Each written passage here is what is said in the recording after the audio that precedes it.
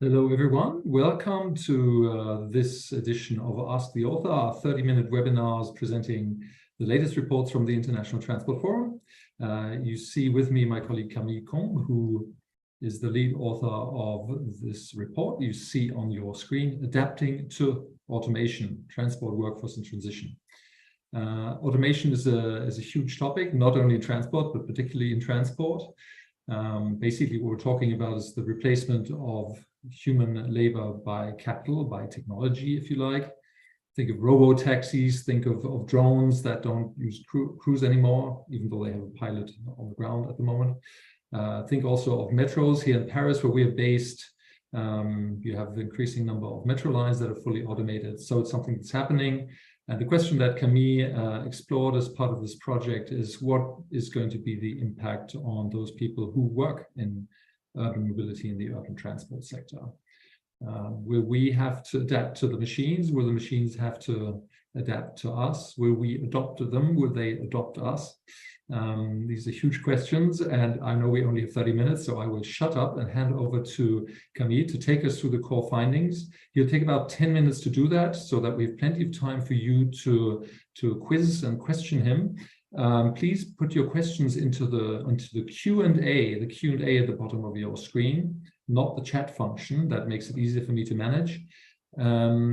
Also, you can start to do that right away. If you already know what you want to ask, then put them in right now or during Camille's presentation, then we can launch into the discussion more quickly. The other thing I need to say at the beginning, don't be surprised at the end, a window will pop up and ask you whether you like this or not, and whether you would come again. This just helps us to understand whether what we are offering to you is meaningful, useful, and of help. So I'll hand over to Camille for 10 minutes of adapting to automation, and then it'll be over to you to ask questions. Thank you, and Camille, the floor is yours. Thanks, Michael, and thank you for joining this As the Author session. So as Michael said, in this report, we looked at the risks and opportunities that were associated with automation and looked at how public authorities can steer the progress of automation in ways that support workers and help attain public policy objectives. And this project was led by the International Transport Forum as part of the ITF Mobility Innovation Hub program of work, and it benefited from the expertise of our colleagues from the Employment, Labor and Social Affairs Directorate at the OECD. Before diving into the urban passenger transport workforce, let's first unzoom the picture and look at the current challenges that the transport sector faces. The transport sector is an important global job provider, and I think the estimation we found was that transport workers represented around 7% of the total employment in 2017. And at the same time, the transport sector and also the urban passenger transport workforce face challenges associated with a stronger gender imbalance, but also an aging workforce. To assess the urban passenger transport workforce, what we did is that we looked at the core networks that were necessary in daily mobilities in city. We divided the urban passenger transport system between three domains: the rail, road, and waterways. And of course, the availability of these services will vary between countries and cities. You can take the example of a city like Amsterdam, where obviously you'll have maybe a stronger workforce working in waterway system than in a city like Madrid, for example. And we then distinguished the main type of task that was performed by workers between operation, maintenance, management, and planning occupation. And we ended up with a massive and unreadable chart that we then divided between three families of occupation. The first one that you see here on your screen is basically the vehicle-related occupations, which includes the drivers, the repairers, the cleaners, and the vehicle engineers for both train, metro, bus, taxi, and urban vessels. We then have the infrastructure-related occupation, which include jobs required to operate the service, include the planners, the maintenance workers, and for example, the signal repairers for the rail roads. And finally, you have the transport service related occupation, which include jobs required to operate the service itself. And that is excluding the driver. It's only looking at for example, the passenger and parking attendants, basically all the people who will manage the service itself, people who will be selling the tickets or helping you to plan your journey. And please note that these charts are by no means exhaustive, and the occupation names and descriptions are based on the US Department of Labor data, and some groups of occupation are present in different categories. And in addition to that, we can say that further work will be necessary to make this classification more exhaustive so that it can also reflect the current developments in urban passenger transport workforce. For example, light mobility workers such as bike repairers, motorcycle mechanics, and also all the micromobility related jobs could be included in these charts. We then looked at how automation was impacting the workforce, starting from the micro level and the impacts on skills, and going to the macro level with the impacts on the workforce characteristics. So first, let's start with the skills. So how skills are impacted. First, if we compare the urban passenger transport to other sectors, we can see that transport skills are at a relatively high risk of automation. Among the skills required in urban transport, the automation risk is highest for physical skills and abilities that are often linked to vehicle operation and maintenance. At the other end of the spectrum, automation risk is lowest for cognitive skills that are important for service-related occupations and management occupations. And automation is also very likely to substantially change the skill needs and in urban passenger transport in the coming years. And in certain areas, it might actually worsen skill surpluses, and in other areas, it might address skill shortages. And from the policy perspective, it means that policies that can align skill demand and supply are particularly important to consider. And just if we look back in 2023 with all the progress in the field of generative AI, such as ChatGPT, for example, they showed what AI's new abilities were in terms of information processing, reading comprehension, and written expression. And uncertainty on progresses on AI calls also for a continued monitoring of skill needs and mismatch to identify areas where upskilling is needed. We then looked at how automation impacts job quality. The first observation that we can make is that automation of routine and physical tasks is likely to improve occupational health and safety. And this will all depend on the provision of adapted training for workers who are operating with AI-enabled machines. Otherwise, injuries or inefficiencies could result. However, what we saw also is that in certain cases, automation may actually increase workers' exposure to safety issue. One example of this is in a report published by the International Transport Workers Federation, which highlighted that the automation of public transport ticketing in Colombia increased workers' exposure to violence and harassment. And this was mainly due to the fact that when the workers were actually forced to intervene and fix a machine, they experienced more aggressions from a passenger than before. And additionally, the reduction of staff presence at train station, bus stations could also place workers at greater risk. So that's also something to consider and to try to mitigate. A second observation is that automation will also substantially change the nature of work. There will be, of course, more interaction between workers and machine, but also between workers and customers. And this will expose the worker to new types, new forms of dangers. And for example, the use of AI-enabled tools in the workplace, for example, to monitor or assess workers' productivity may actually increase work intensity and be a factor of stress and reduce autonomy. One example of this is that in a recent work conducted on automated vehicle safety drivers in China, researchers showed that safety driving actually required more attention than traditional driving, and that the drivers were actually exhausted by the end of the day. And they also experienced stress and unsafe situation when the vehicle acted contrary to their intentions.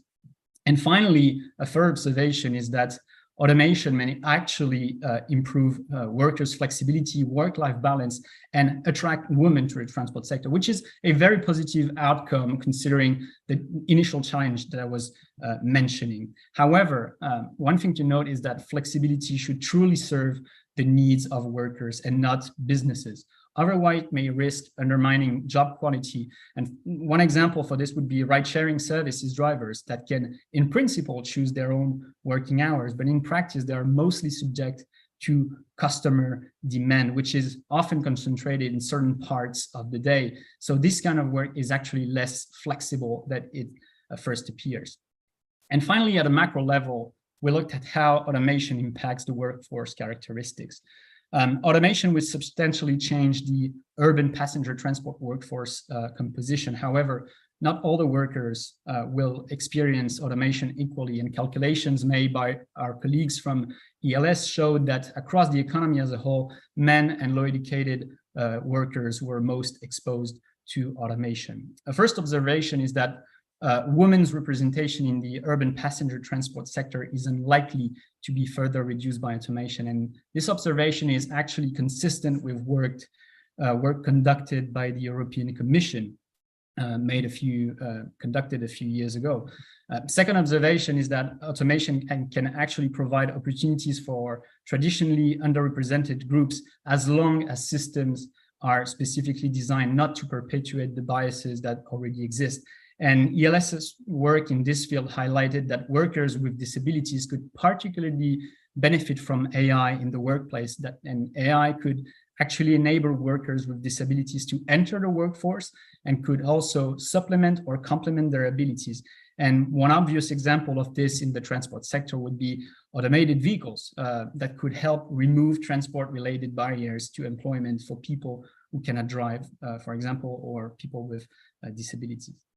And a final comment and observation is that the extent to which the drivers will be impacted by automation will also depend on their capacity to adapt. And some groups, some exposed groups may be able to adapt better than others. And an interesting result we saw is that even if younger and older workers in the sector are equally exposed to automation, they may face very different challenges. And actually, older workers may face barriers to adapting to automation when engaging with new technology. However, their seniority may afford them certain protections that younger workers won't have. And this might accelerate the aging of the workforce and potentially worsen labor shortages if employers stop hiring younger workers. So looking at the recommendations, like any other technological change, the impacts of automation on the urban passenger transport workforce are not predetermined. They are complex, both positive and negative. And even if the negative impacts of automation may be disruptive, they are far from being out of public authorities' control. And this observation emphasizes the role of public authorities in steering the direction of innovation, steering technological change through an adapted approach to automation governance. And this report proposes a two-pillar approach to automation governance, adopting automation and adapting automation. The first pillar relies on the fact that public authorities should implement and review policies to adopt automation and ensure that the urban passenger transport workforce can transition to a more adapted labor market. And the second pillar of this adapted governance framework aims to adapt automation by steering automation technologies with the aim of achieving specific or expected outcomes for society. The first recommendation we made for the adopting pillar is to actually build an automation-proof and lifelong learning system. We saw that inadequate education system that usually focused on strict adherence to instructions and memorizations are no longer relevant in this automated era. They may actually prevent the future workforce from benefiting from the substantial benefits associated with good education. And education could actually improve digital skills, literacy, numeracy to enable workers to understand and interpret critically evaluate complex text and information. And additionally, the unpredictable nature of automation calls for a more flexible and lifelong learning system with primary education with school, universities, and secondary educations with professional trainings. Then we recommend to empower the workforce with new skills. We read a very interesting study in the US that showed that the transport sector as a whole need for new mobility engineers could reach 45,000 jobs. And there are a lot of barriers to skills development in the US, but also in other countries. And so we recommend that public authorities should remove barriers to skill development, whether it's through helping companies to fund some training, but also help individuals to fund training from themselves.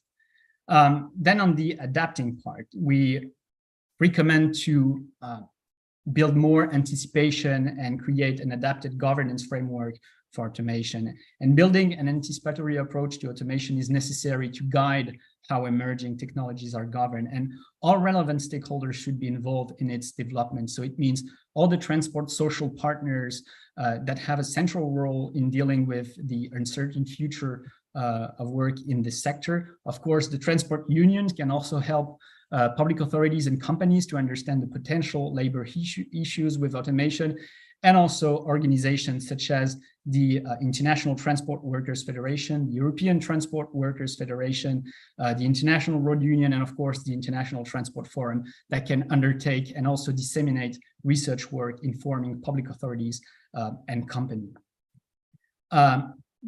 Then public authorities should also try to mitigate the adverse impacts of automation on workers, and they can implement nudges and taxation measures to steer automation in a desirable direction. And in developing countries, public authorities should also ensure the alignment of these technologies with local contexts. And public authorities will also need to find ways to compensate for the potential increase in government spending, but we can just think of unemployment insurance, for example, but also the decline in, for example, income tax revenues caused by automation.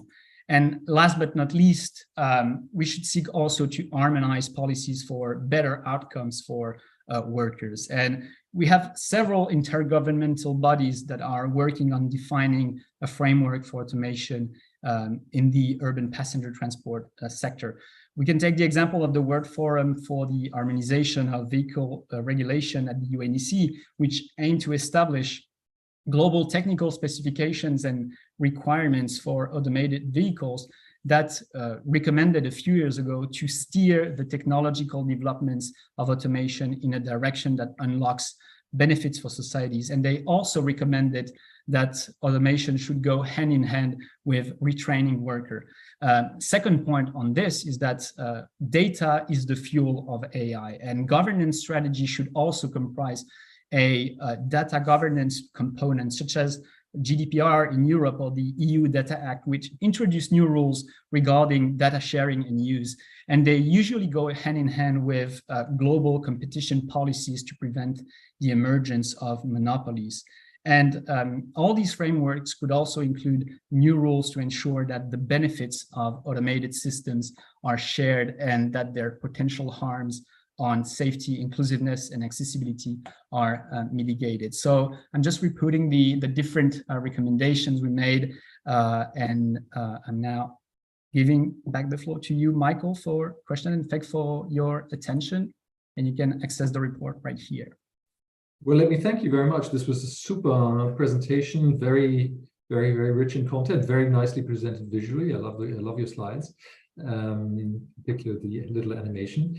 I don't see any questions at this moment in the Q&A, but everyone's cordially invited to ask about any aspect.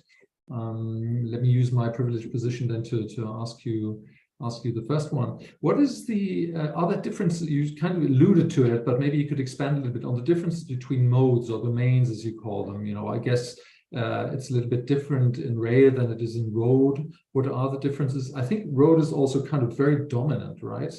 So maybe what happens there is more important than what happens in rail. Your microphone.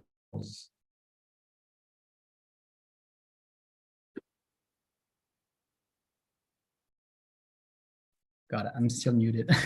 Sorry. No, thanks for this question. And you actually touched on this in your introduction. We can see that in urban passenger transport, we have in the different domains we considered some domains are more advanced in terms of automation. We can think of metro systems, for example. That's something that we know how to automate since the 60s, and that's easier to automate because we are in closed environment. We have tunnels. People cannot get onto the tunnel, so that's easier in terms of automation. That, for example, road transport, where we are automated vehicles are operating in an open environment. So all these automation risks should also be weighted depending on the actual risk that these modes are being automated or not. And maybe for automated vehicles, it will not be in the upcoming years, but for rail, it's already going on. So what we saw and the automation risk we saw, for example, metro drivers, that's something that is already happening. And we have more and more metros that are being automated right now. Thanks. There's a question here from an anonymous attendee who asks about government regulation. Could you give some examples of how governments might steer automation to support workers' interest? For example, in the field of long-distance heavy goods movement. That's outside urban, but I could imagine that there are some analogies you can draw for non-urban transport as well from what you've done. No, that's an excellent question, and we can take the example of what happened basically in Paris. So our host at the ATF, Paris experienced labor shortages for bus drivers for a long time, and that's basically part of this is communication, but also there's a part of this where it's also reviewing the way you hire people, rethink of the wages of people. And now I think, if I'm not mistaken, but I think Paris is close to nearly address the labor shortage problem for the drivers. So I think there is part of this that is also think of ways to recreate some, let's say, make some publicity for these jobs also, because they're needed. They are, of course, super important, but also rethink also the way you pay them, you pay the drivers, and offer them maybe new opportunities.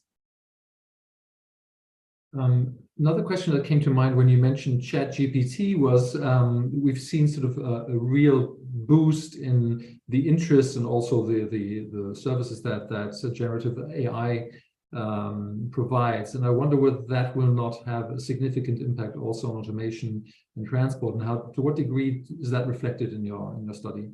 No, so that's yeah, very good point. So that's, I think, not something that we included, but basically all the things that are now possible with ChatGPT. So basically written expression, the ability to gather information from very different sources.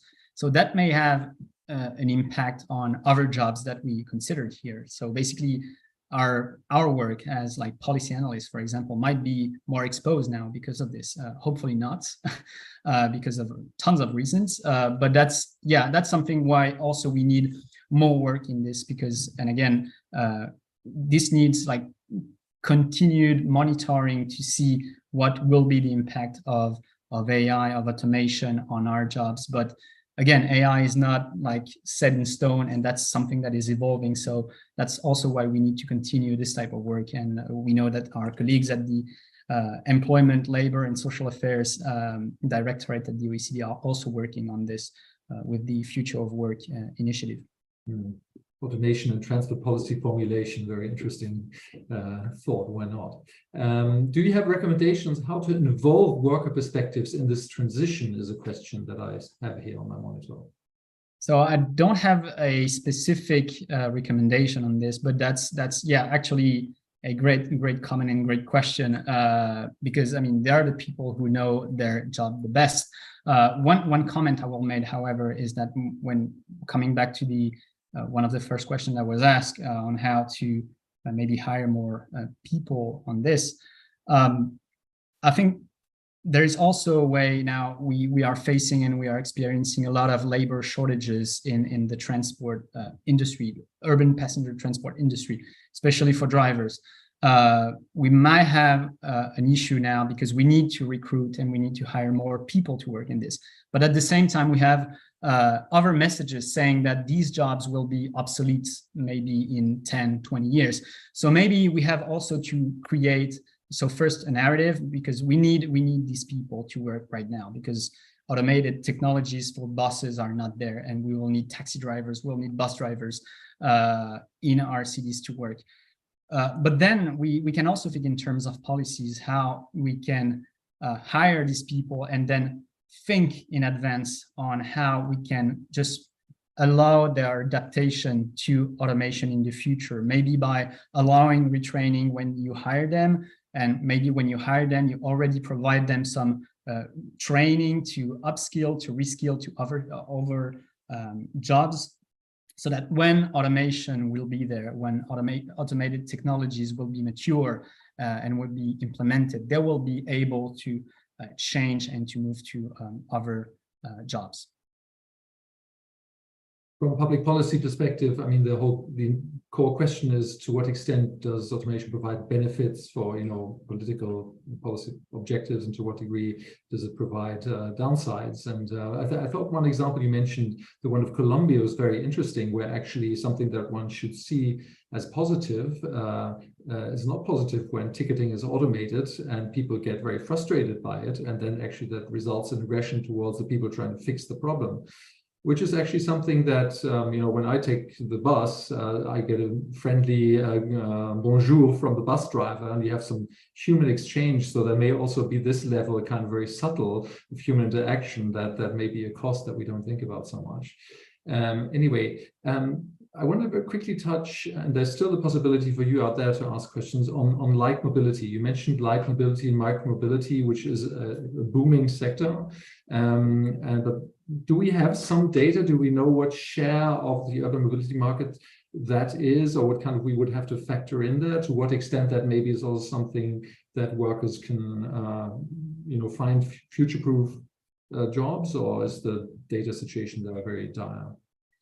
So there's definitely data on the US database that we use for this.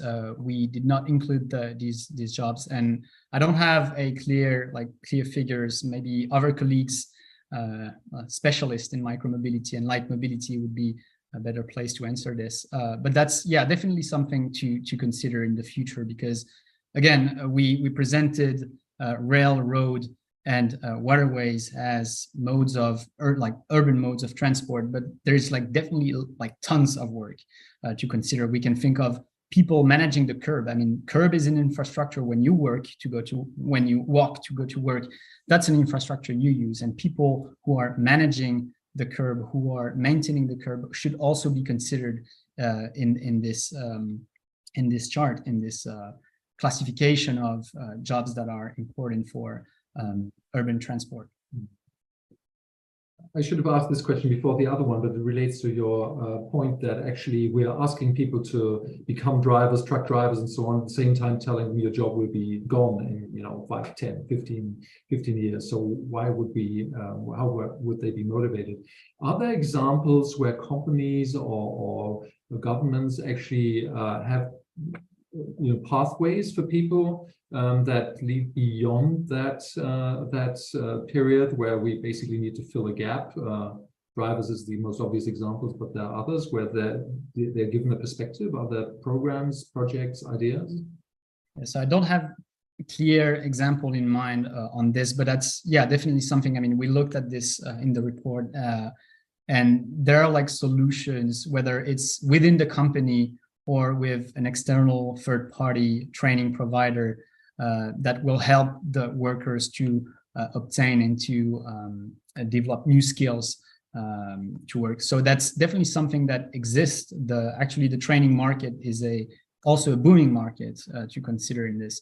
But that's something that exists, but I don't have clear example. So really the key of the answer is education and lifelong learning, if I understand you correctly.